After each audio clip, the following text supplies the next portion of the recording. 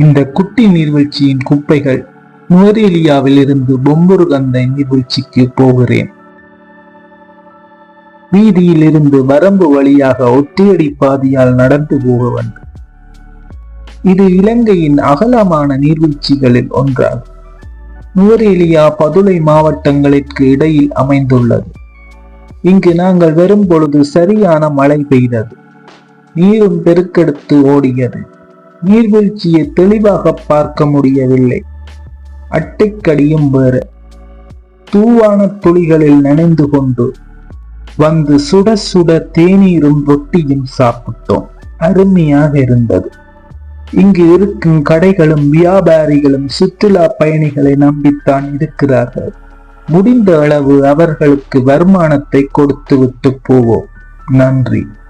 Subscribe பண்ணுங்கள். தொடர்ந்து ஆதரவை தாருங்கள். நன்றி. வணக்கம்.